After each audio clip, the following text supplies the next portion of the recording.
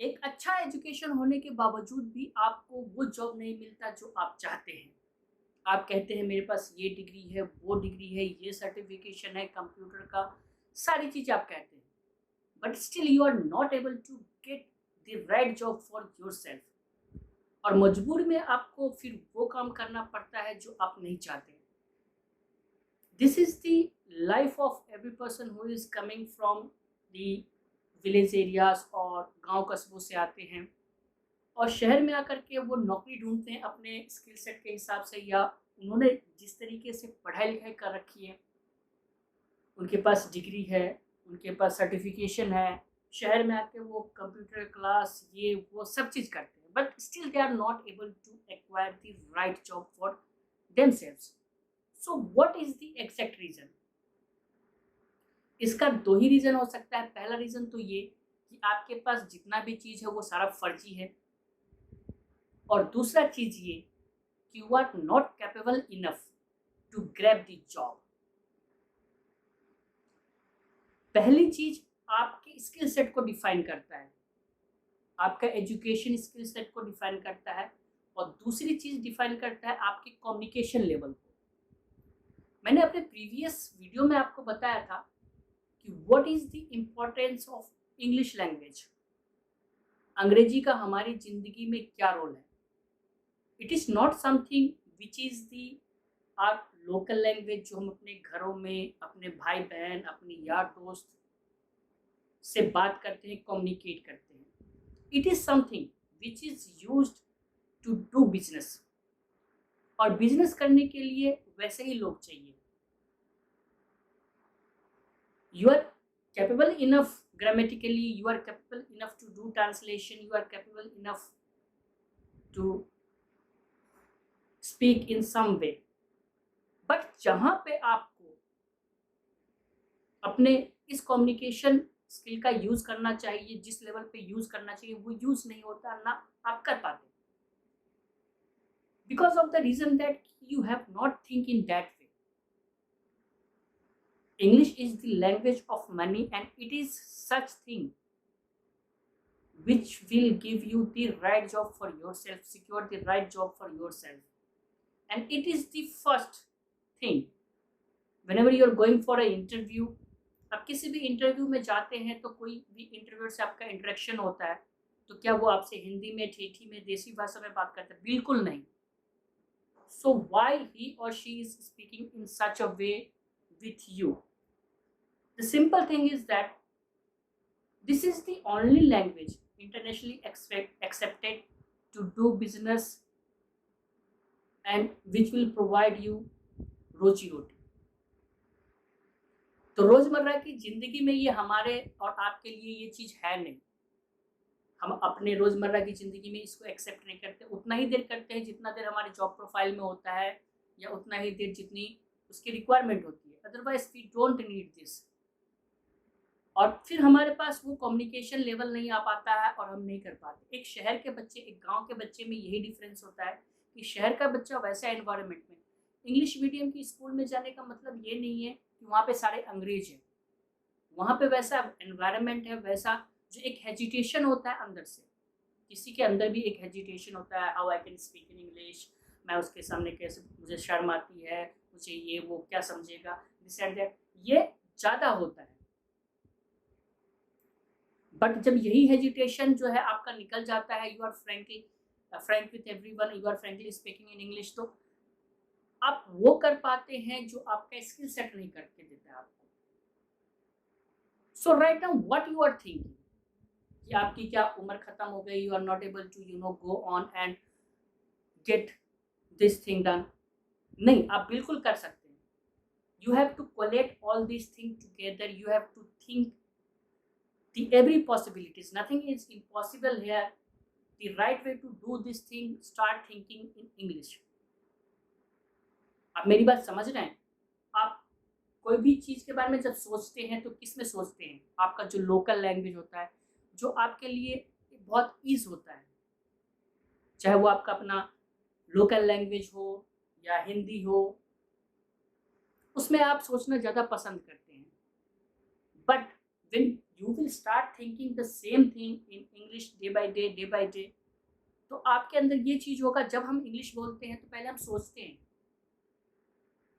कि आपने बहुत लोगों को देखा होगा कि बीच-बीच में वो अटकते हैं, बीच-बीच में थोड़ा-सा शॉर्ट इंटरवल के लिए, ड्यूरेशन के लिए टाइम लेते हो।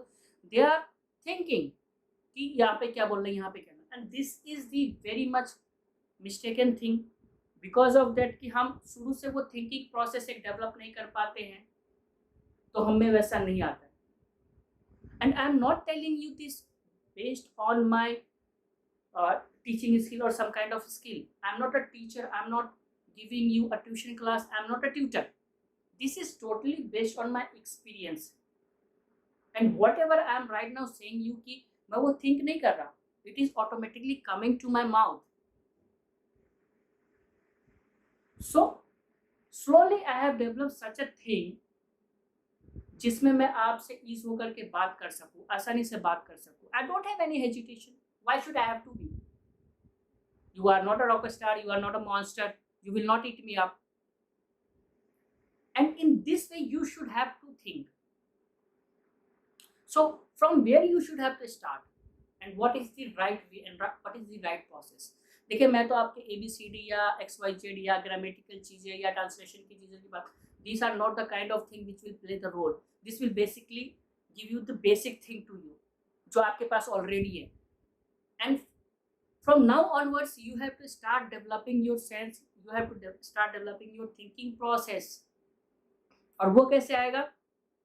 मैं सिंपल सा आपको जो है टिप देता हूँ, 2 टिप दूंगा. पहला टिप ये कि आप हर एक रोज आप जो भी करते हैं सुबह से लेकर शाम तक, वो एक आप डायरी ले लीजिए या कॉपी ले लीजिए, उसमें लिखिए कि मैं कहाँ गया, मैंने क्या किया.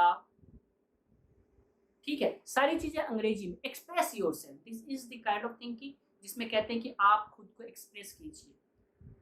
तो जब आप खुद के साथ कंफर्टेबल हो जाएंगे, when you would be comfortable with yourself, you would be able to express yourself, your knowledge, you would be able to intro yourself. आप अपना introduction देना, I'm this person, I would like to do this, I love this thing, I would like to go there. जब ये सारी चीज़ें आप करना start कर देते हैं तो आपका ऑटोमेटिक एक रूटीन बन जाएगा और आपका वो थिंकिंग प्रोसेस फिर डेवलप होगा. फिर आपको ये सोचने की जरूरत नहीं पड़ेगी कि अरे मेरे को ये चीज़ वहाँ पे बोलना है तो मैं ये कैसे बोलूँगा, उसका क्या ट्रांसलेशन होगा, उसका किस तरीके से हम रिप्रेजेंट करेंगे. You don't have to think. आप किसी को बोल सकते हैं आई गो देयर, वो ये चीज़ भी समझ जाएगा. किसी को बोलेगा आई विल गो देयर, ये भी चीज़ समझ जाएगा. If the person is sensible and nobody is here to harm you, nobody is here to कि भाई ये कैसे इंग्लिश बोल रहा है, या nobody is here to point you out. क्योंकि जो भी आपका सामने वाला पर्सन होगा, इफ ही और she is understanding you in this way, कोई भी किसी को डिस्क्रिमिनेट या क्रिटिसाइज नहीं करना चाहता. सामने वाला पर्सन, मैं हूँ, आप हो, कोई भी पर्सन हो, वो एक दूसरे को समझना चाहते हैं कि what exactly you want to express. और जब आप अपना एक्सप्रेशन के साथ, आप अपने बॉडी लैंग्वेज के साथ सारी चीज़ें बोलते हैं, then you are confident enough to impress anyone. And this is the key to success. What you have done in the background is not that much important. First important है कि जो आपका इंटरव्यूअर है या जो आपसे इंटरेक्ट करेगा, आप उसको कैसे इम्प्रेस करेंगे? अपने कम्युनिकेशन स्किल से ही ना.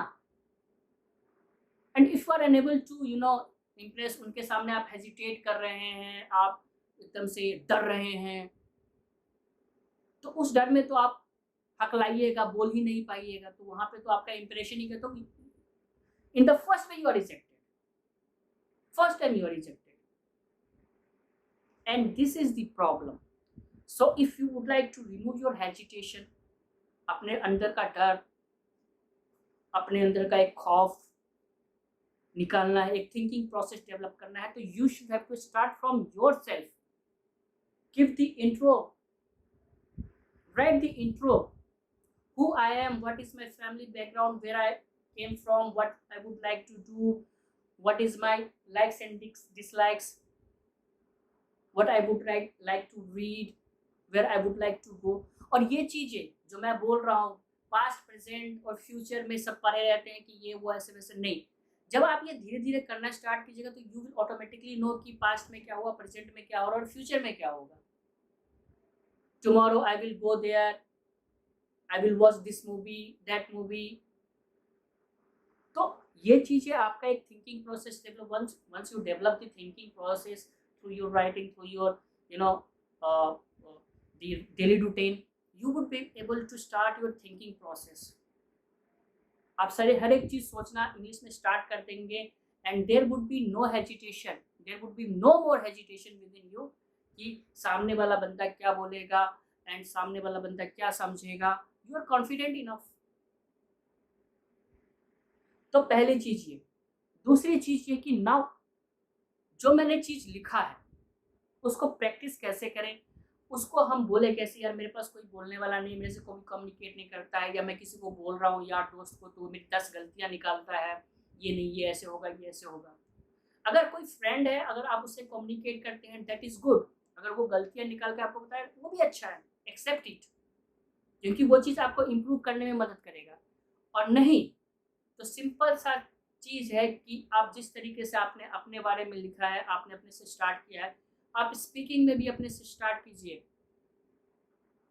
जब मैं अपने जॉब के लिए पहला इंटरव्यू देने के लिए गया था, I was the first person who cross the third round.